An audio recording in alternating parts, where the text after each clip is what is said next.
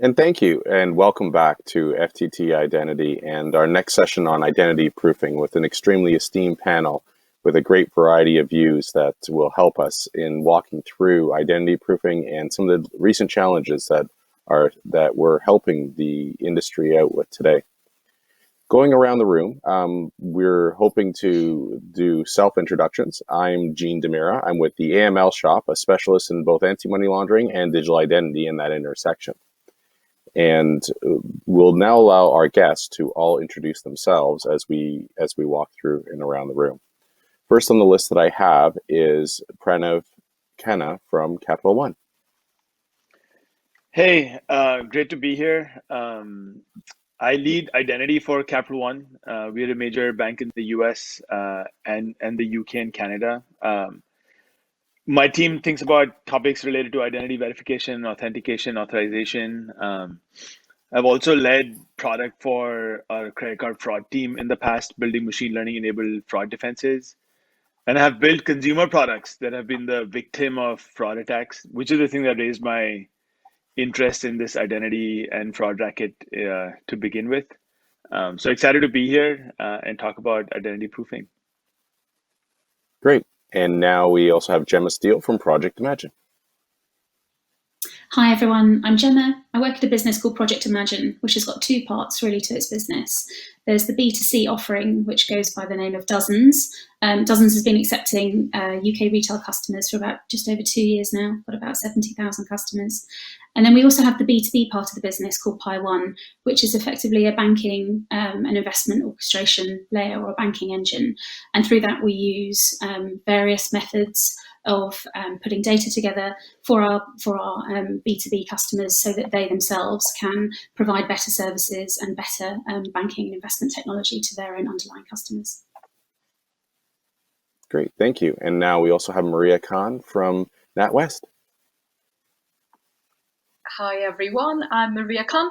I lead customer onboarding for NatWest Group or the Royal Bank of Scotland. We've recently changed the name, so most of you probably are aware.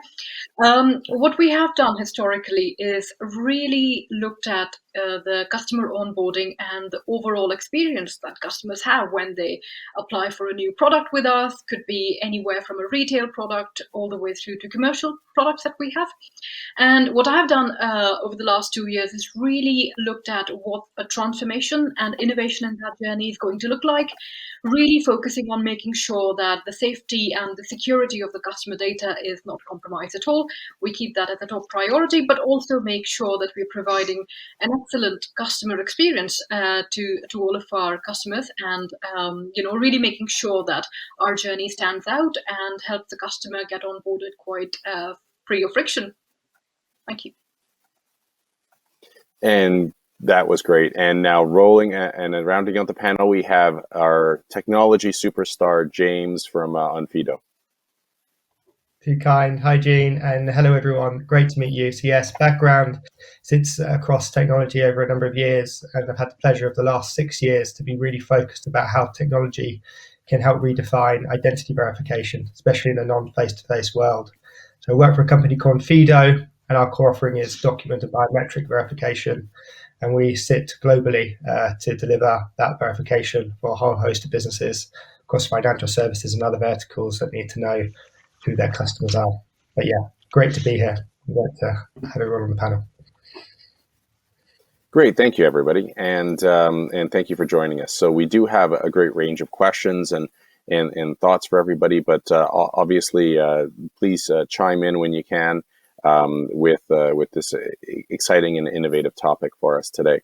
Let's kick it off with talking about trust and what are the necessary trust frameworks between like financial service providers, policymakers, regulators, and users, and the entire topic of the different trust frameworks and how we kind of share information through identity proofing models and what kind of inspires you all for that. Maria, do you mind if I put you on the spot for that one? What are your, did you want to kick us off with what you think about when you think about trust and sharing information and all these different tools, and then others can chime in after that? Yeah, sure. Thank you. I think, covering it from a very broad perspective, I think when it comes to the trust model, there's probably two very core aspects or the two core building blocks, I feel. One of them is more to do with transparency. The other one is more around clarity and visibility. And I think over the last couple of years, there's been a lot of survey across the customer segments to really find out which sort of institutions do they trust the most when it comes to their personal data. And very surprisingly, or maybe not surprisingly at all, the bank sort of rate number one on that, which tells you a lot that, when it comes to customers' personal data, they trust the banks with their data. But I think then the responsibility is on us to really make sure, in order to build that trust, we're really making it very transparent and very clear to the customer. How do we plan to use their data? And when we co-create solutions with the customer, that's usually the number one feedback that we get as well. When the customer has a lot of information on how their data is being used, what is a bank going to do with their data, how many third parties does it share the data with, how would we store the data, for how long, and most importantly, what is the benefit to the customer that we want to provide off the back of that data? They are much more willing to share their personal information with us. They're much more willing to try out something new and innovative. And I think, again, as I said, the core building block for that will be the transparency and the clarity that we as an organization can provide to the customer. So I would say those two, from our perspective, are probably the most important aspects when it comes to really making sure customer knows what we would do there with their data. And again, more importantly, what will be the benefit that they would get off the back of the data sharing. And that's great. Did anyone else want to chime in on the sharing of information and how much we're carrying, becoming trust custodians for our clients? I think the transparency piece is key, right? Like I think our principles around user-driven consent models are key here, where any sort of sharing of information between us and a third party is typically at the driven by user consent, and again, like being very clear on how the data is being used, what it'll be used for, what are the benefits for the consumer. I mean, I agree with Maria on all of those points. I might just One thing that add- we've had, sorry. I might just add, so we're a twice regulated business on the consumer side, so regulated as an e-money institution, but also as an investment firm. And our customers, I completely agree in terms of transparency and perhaps consistency as well. But I think that our customers, given we're a fintech, expect to see our data usage, our onboarding flows, the way we use ID, to be modern and with the times. And I would say that given we're twice regulated, we have plenty of discussions with our regulators, and I think it's really important as well for regulation to continue to move with the times, and I think that would help build trust with businesses, with fintechs, with established businesses, with the regulator as well, and with customers. It's kind of a symbiotic three-way trust, and I would say certainly transparency and consistency, but also needing to be modern and moving with the times. Yeah, on that modern point, I was just going to say, on that modern point, we ran some research on customer attitudes to digital identity. So it was last year. It was across 3,000 people across US, UK, France, and Germany, and we learned that over 50%, 52% chose document and biometric approach as their preferred method for opening a bank, which is precisely what you're talking to there, really, in that sense of using modern technology or information they can trust. And on the flip side to that, you do it for a few reasons, because we found that they're actively worried about a few things. Some of their data being passed to third parties, so sold to marketeers, shared, selling data, or also it being held securely, so making sure there isn't a breach and fraud. So it's a really interesting topic, and ultimately how identity can be used to harness that trust, but also how it's then subsequently perceived by our customers or our customers' customers. Sorry for interrupting. Back to you. Oh no. With a large room, it's sometimes hard to see where the gaps are into the mix. So we'll continue the flow though.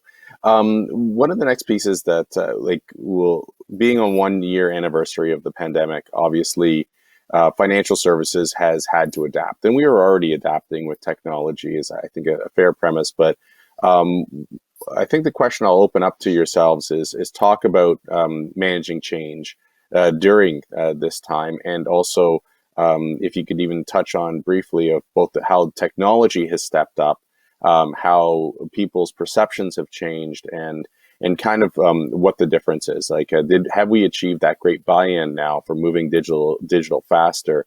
And what your thoughts and advice to our great audience could be on managing that change with the pandemic being a year in, and a lot of people predicting at least another year until we get to the new normal, as opposed to back to normal. It's kind of a new normal is kind of the latest phrase that I've been hearing. Gemma, did you want to kick this one off, and then we'll go around the room as well? Sure. And I guess mine is my experiences in our business over the last year of the pandemic are quite related to financial crime. So we have seen, as I think is reported in the UK Finance half-yearly reports, a huge increase in muling and certain APP, so advanced payment push fraud, particularly over the first 6 months of the lockdown time in the UK. And we see that criminals are taking advantage of those people that are at home and are not therefore seeing their bank every day, or are not seeing the various businesses face to face, and so are more used to taking calls, and then are being taken on by scammers effectively. And so we've had to adapt to see how we can combat that. We actually launched a project internally, a data-led project that we've called Project DIACC, and I can explain why that is called as such. But we found one of the knock-ons internally to the increased levels of fraud are, obviously our customer services team is then taken up with dealing with either customers that are very, or often dealing with fraud-related type customer queries. And our first line compliance team are actually then taking time dealing with what can be quite petty fraud, rather than spending time looking at the more sophisticated cases that they could otherwise be looking at. I guess one of the keys for us here is that fraudsters have ID too. Fraudsters have passports and driving licenses. So we started having a look at the data through which we were seeing fraudsters operate. So what were the key characteristics of those fraudsters? How were they using our accounts? And we're a relatively new business. We knew that when we launched our consumer offering, that the first couple of years that we'd be hit by certain increased fraud. But I think the first 6 months of the pandemic was quite extraordinary for us. And we identified certain characteristics. One of those were, for example, provisional driving licenses, where fraudsters were making use of those elements. So whether it's provisional driving license, or coming in through certain marketing channels, or certain use of crypto, or certain device switching ability. And of course, we monitor crypto. We have checks in place to ensure that devices can't be switched, but criminals still find their way around these things. And so we needed to go ahead and cut those out, and we called it Project DIACC, so that we could axe large swathes, I guess, of fraudsters in our business. The way we went about looking at this was also to make sure that, of course, our good customers were not being axed out. And over a period, I think starting in June last year, we were collecting data, May, June, and then we effectively started axing the criminals from July to September, and we saw 50% reduction in our fraud stats month on month. And between June and December, our financial crime rates dropped by over 98%, which is extraordinary, and shows how data can be used in a business. One of the key successes, of course, is, of course, you could just chop out all your good customers too, which would mean that your business was not succeeding. But happily, we had almost no impact on our customer balances, which showed that the data that we were using was working well. We also used internally what we call a priority score, so looking at average balances of customers with the level of noise effectively that they're creating with a customer service team, and certain other attributes in relation to the accounts. which meant that we can then really focus on, cutting out specific fraudster accounts rather than and making sure that good customer accounts were maintained. So this has been quite a change for us over the last year. Maybe a change for the good, in that now we are far better at using our own data internally to be able to identify trends and patterns. And it's often difficult for fledgling businesses. We appreciate that the larger incumbents have far larger resources than we do, and a lot more experience, a lot more years worth of data. But we're really pleased with having only been taking on customers for a couple of years, being able to reach a 98% drop in fraud over a 6-month period. That's a fantastic case study. And over at Onfido, what are your progress that you've seen over the last year, James? I'm sure things have picked up, but how is it the new normal, and how are you getting ready for that? Yeah, I mean, just echoing that, the behaviors are changing. So at its peak during the pandemic, we saw an increase of 41% more document fraud versus previous years. And CIFAS kind of indicated that there was 5% increase in money mule activity. So it's not a surprise, really. Like you say, this varying degree of kind of less sophisticated fraud always exists, but it's more, I guess, the amateur type of fraud, the day-to-day fraud that is naturally going to drive traffic somewhere, and it's going to be more and more online. And the other big bits that I kind of wanted to highlight here is the kind of the patterns that are changing. So typically sophisticated fraudsters work Monday to Friday. Sounds crazy, but like us, maybe 9 to 5. They probably even have better working hours than us, but they do work in that period of time. At weekends, they have a break and, I don't know, do whatever they need to. But now we're seeing that fraud is spread out over the course of all the time, 24/7. You'll see it's actually, the curve is evened out quite significantly. Which is kind of, again, probably an indicator of sophisticated frauds changing their behaviours, but a different type of frauds that are coming into the world of digital. Yeah. And on the Maria consumer and Pranav side of this, sorry. I was going to ask about consumer perceptions. Yeah, exactly. So, look, I think the pandemic has accelerated trends that were already there. Right, like if you look at things around e-commerce penetration, I mean, I myself am doing a lot more online grocery shopping, remote visits with doctors, and I'm never going to go back to the old normal. Gene, like you said, it's the new normal. And I think we find consumers are also more bought into remote onboarding techniques, and so not going to branches to open accounts, but like James said, scanning driver's licenses or doing a biometric based verification, which was the thing that we were moving to anyway, but we've just sort of seen a pretty significant acceleration along those sort of digital trends.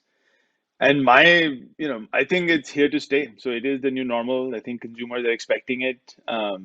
It is a better user experience than having to, schlep over to a physical location. And overall, I think it's just accelerated a trend that was already there. I'm just going to add there, Eugene, that the one thing that we have actually seen is, even though the rates of fraud were still quite high, I would say pre-pandemic as well, all sorts of different fraud techniques, fraudsters trying to put in forged documents, or as James said, there's always the more sophisticated type of fraud that we always encounter. The one thing which is not that focused on fraud but has definitely shown a trend is, as Pranav said, a lot more consumers are now quite willing to actually go through the digital onboarding process, where previously maybe either we'd see an increase in a particular age segment or certain bracket of customers who were more willing to try the digital solution. We're now seeing a lot more breadth in the types of customers who are more open to, more willing to try the new digital onboarding solutions. And I think the one thing that we have had to change off the back of that is actually roll out that digital solution across the breadth of the product set that we have across the different franchises. So where previously, it was more focused on the retail side of business, we're now seeing more and more business banking customers demand that digital onboarding solution. More and more commercial banking customers demand the same level of digital seamlessness. So I think from our perspective, less on fraud, more on, okay, how do we quickly roll out that solution which people are now demanding more and more of, and how do we make sure that a bigger set of our customers actually get access to that transformational change. And do you feel that the customers almost are increasing their expectations that we are moving towards those new technologies, and especially related to a lot of joint ventures across sectors between financial services and other sectors, or kind of empowering other sectors, and the leadership role that the financial services areas have to play on that? So maybe for that, we'll kind of return back to our financial services. James has kind of a good view across financial services, is providing solutions for these players. Did you want to kick that one off, James, about talking about the different sectors that are jumping in, and how financial services can play a great leadership role, and how it's used technology and helping retail and other sectors as well join in? And then we can go around the panel as well on that. Yeah, no, very happy to, Gene. Thanks. And I've seen some great great transformations over the last couple of years across, whether it be the disruptors coming in and creating, I guess, the new norm of how UX and interacting with customers should look, as well as some great habitual changes in traditional business banking changes to really drive digital, not only engagement, also acquisition. I guess two things we've seen is, business banking is a fascinating one, kind of touched on, Maria. I guess business banking historically has been always thinking about big business, and the actual people who are freelancers, sole traders, such a big footprint of businesses, people who are, and more so, the trend is more so, that relationship, which we can see across all of the financial providers, it's kind of very much consistent in the sense of the relationship at a one-to-one level between the business and the bank is now far more streamlined and far more, far more inclusive, I think, is the really important part here. Because, like you say, nowadays business banking, you'd be looking to open an account remotely rather than going to a branch, which would be typically the number one thing. So what does that mean? I mean, it kind of all then boils down to how well you can simplify and ensure that you've got really good, consistent, standardized processes that kind of operate across all of these channels that not only are fantastic at the onboarding stage, but very, very effective at the kind of the life cycle of that customer. So at subsequent stages in the future. We touch on a lot, I guess, around document biometrics, and the reason I say that is it's a really interesting one. It's quite a lot of friction in a good way. So it's friction which is kind of people been questioning whether it's right. But on the flip side to it, there was a really quite a funny article of Wells Fargo, who spoke about their experience of adding iris scanning technology at login, and it was so seamless, so quick that customers didn't trust it. And they actually had to build in a loading page because people felt that there was a level of verification or longer verification happening before you gain access. So the reason I guess I say all that is because if you can create these standardizing processes, get the balance right between trust, making sure you can onboard customers, meeting regulation, meeting internal risk appetites, as well as having these kind of simplified channels across every path. I might set my own company up next week, and I kind of would like to have that same consumer relationship that I have now in such a seamless way when I do in my personal banking world. So that's one big observation. I'll pass to the esteemed others on how they've kind of brought this into life. Well, James, we're obviously a business customer of your business. Maybe if you go into iris scanning, we should have a chat. But when you, Jean, you talk about the new normal for customers and customers' expectations, James is also completely correct in that it is so important to get that onboarding journey correct. That probably took us the longest thing out of all of the app design, and still continues to be the thing that we look to improve the most. I can see others nodding on the panel for the same thing. Even maybe once the business has been around for a while, it still continues to be the most difficult thing. We wouldn't, as a business, say, suddenly we're amazing at scanning passports and, taking the onboarding data, which is why we use businesses like Onfido that have become experts in certain areas of the onboarding flow. But still, for us, that's the point where we then have to gain the customer's trust. You're absolutely right, and that's where we have to obviously complete our regulatory obligations. And any part of that is substandard, we very literally then lose customers. They'll drop off, particularly when we were very, very new. No one had heard of us at all. And that journey had to be really slick for people to then say, oh, yeah, this business looks credible. But really interested to hear about how when certain parts like iris scanning might be too quick and then customers need a bit of a slowdown. I look forward to the point that we get when we get to that.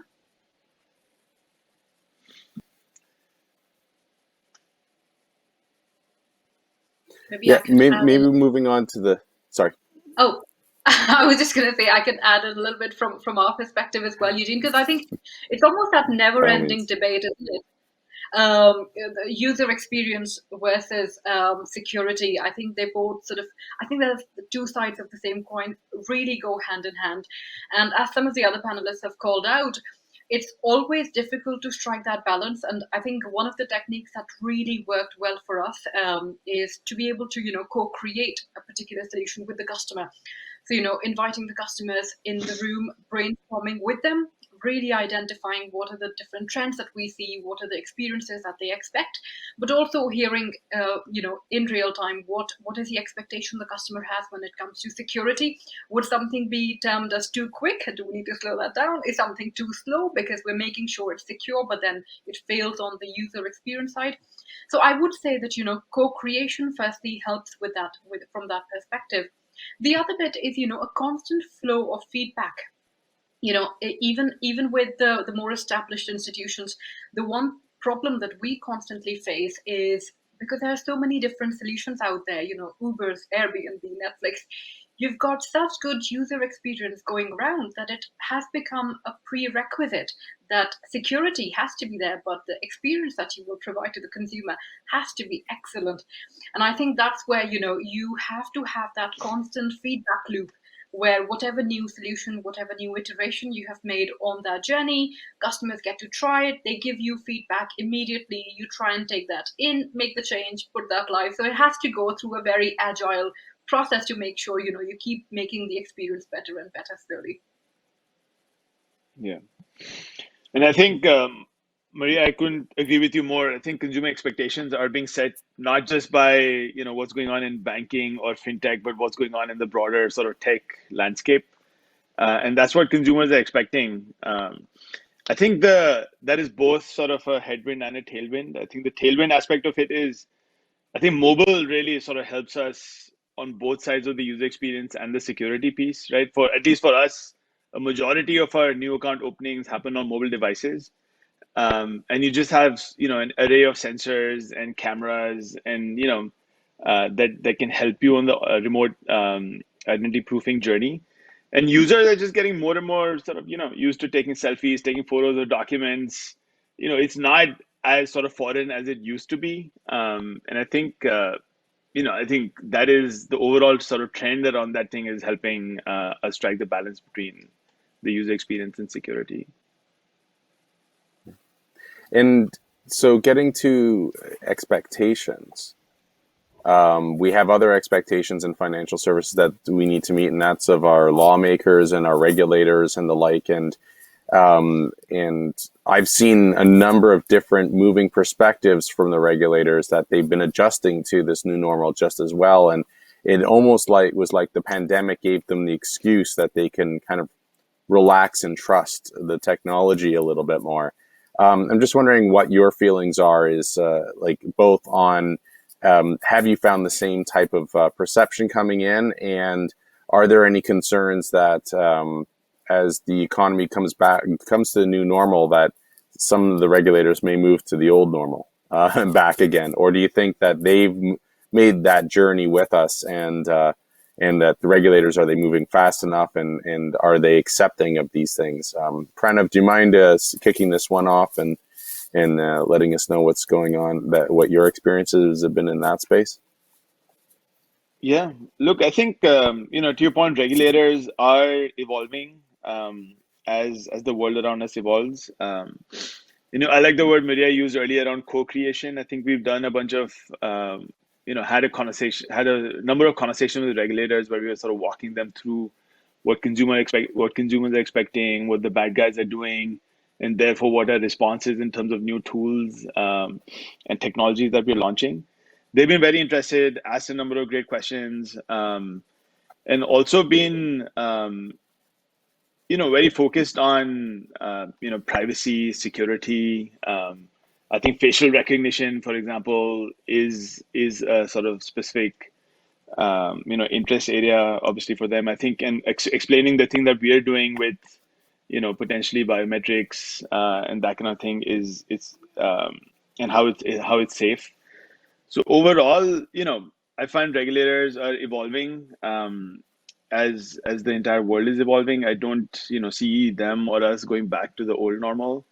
And it'll just be sort of a constant dialogue on this thing. And I find conversations with regulators very refreshing because they, like us, have sort of the consumer's interests at their best hearts, and we partner well with them. I guess as a question over there, I guess we also go back to so historically, I guess we're built on verification for a large amount of touch points around what we know. It's evolved massively. Don't get me wrong. Like I love some of the kind of new sets of guidelines around what we know, what we have, what we are. I think it just it'd be interesting to see if the tendency still falls back to what we know, because it's quite well defined from a regulatory point.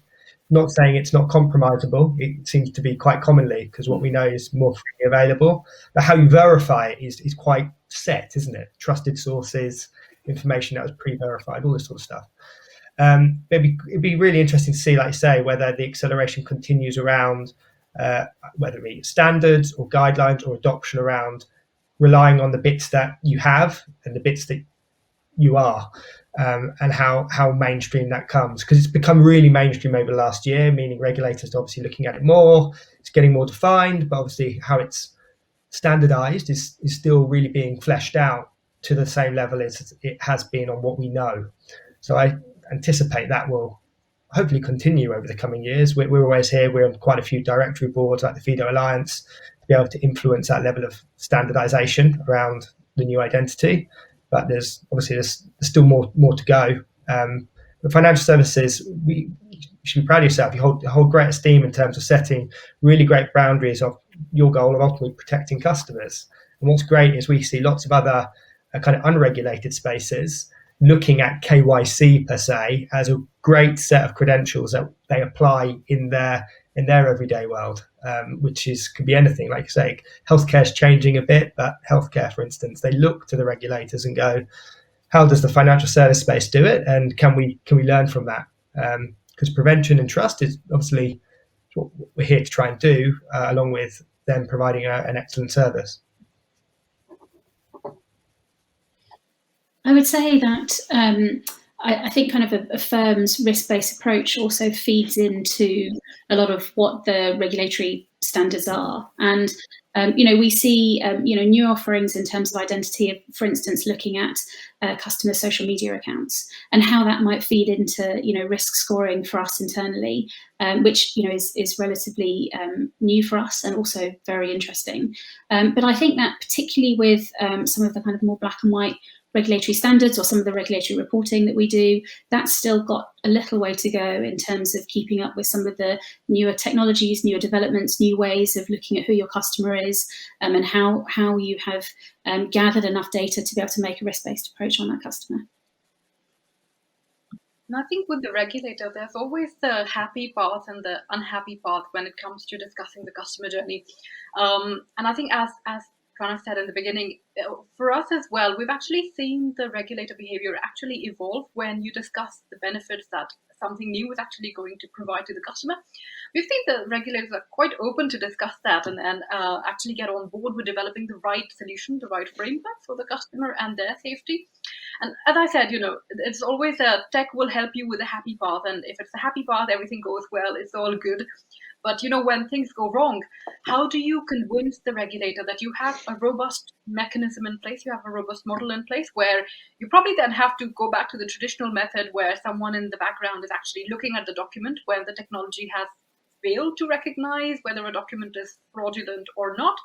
You have a team of dedicated specialists who are looking at it, making sure you're only onboarding the right customers, and also making sure that you're not letting someone in with an incorrect set of documents. I think just that confidence on the happy path and the unhappy path, and how do you amalgamate the two to give that rounded experience. I think that also helps with the regulator discussions.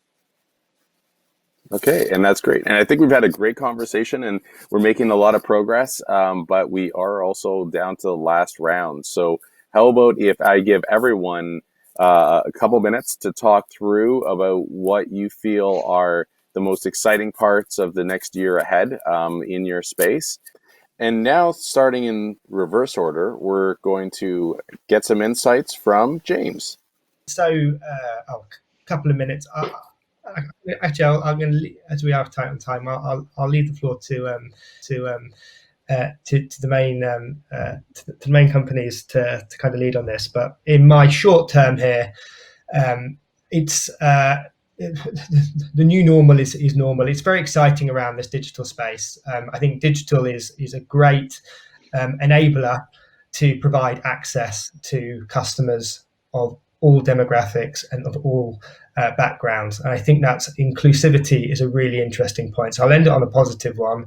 I think the route of identity proofing, as the headline of the call outlines, is also going to be far more inclusive to bring on and provide access to services for customers from all across the world.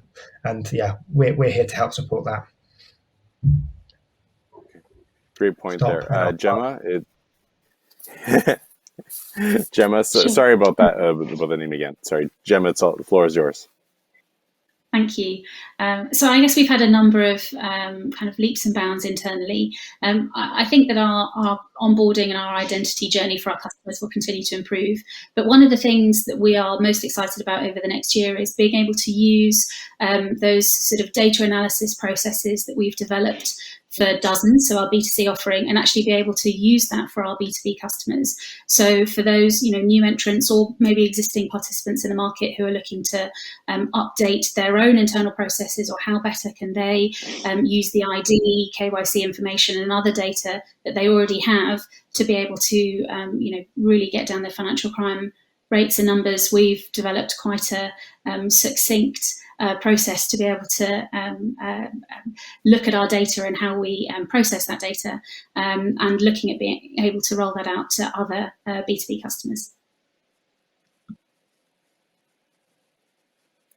And I believe, Maria, you're next with what do you see ahead? Sure. I think very similar, as I said in the beginning, it's probably going to be a lot more focused on expanding the digital journey to a bigger product set, to more franchises, to all the brands that come under the NatWest group. And I think the other bit would be, once we have then, once we're now in the new normal as well, what are the different use cases we can look at? I think from our perspective, another really interesting use case is offboarding customer quite seamlessly as well, especially with COVID and a lot of bereavements unfortunately happening. A lot of account closures have to happen, and it's probably just one part of the business that has not really been looked at so much. So from our perspective, we're also trying to think about, when there's a huge amount of money involved, when we're offboarding a customer, when there's a will involved, when there's disbursement of funds to the next of kin, how do we do that quite safely and securely? So I think, it's now identifying the right use cases for digital identification that have done for the customer in the onboarding, whether it's in the payment space, the offboarding space, as I said, or whether it's to build a more rounded view of the customer within the bank, and that's a single view of the customer. I think those will be the next use cases that we start to focus on as an organization. Awesome.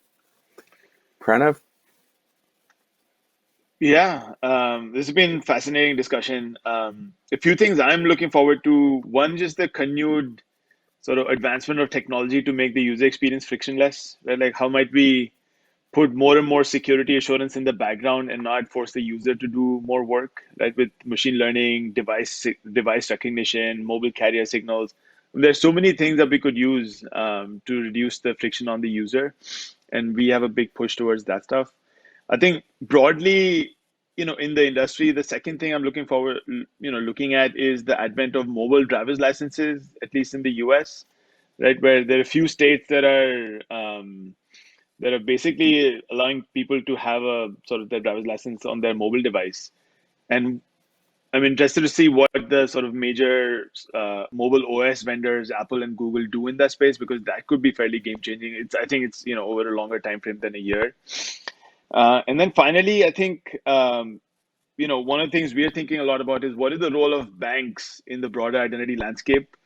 Can we help with more? Can we help with identity proofing, identity verification, in other sectors, given that we've already sort of done a bunch of the work up front around KYC and consumers trust us. So I think there's some activity going on there, amongst the various banks, and I think we'll have more to sort of say on that stuff over the course of this year. And that's fantastic. And thank you again to my esteemed panel. But before I let you off the hook, I have one more surprise for you all. We're going to do a very quick poll where it's either thumbs up, it's going to stay around, thumbs sideways, saying it still has a role to play, or thumbs down, and in 2 years it's going to be gone away. And that is knowledge-based authentication and using secrets and passwords. What's your prediction? In the next 2 years, is it going to be thumbs up that it's gone, thumbs sideways that it's going to still have a role to play, or thumbs down and we can move everything to biometrics, and that's where we're at? And James is going silent to he still likes his secrets. Okay. You like your secrets, do you? I personally would kind of want to get rid of telling people what the name of my dog is. Yeah. Or other secrets along those lines. But great insights from everybody. Thank you very much. This was a extremely valuable session, and sharing your time and your experience and where you see things going, I think is definitely going to help our audience a great deal. So thanks again for everything that you've contributed in where we're at. So, and I believe that on that note, we are ready to head to send our audience back to our other sessions with the FTT identity workshops going on.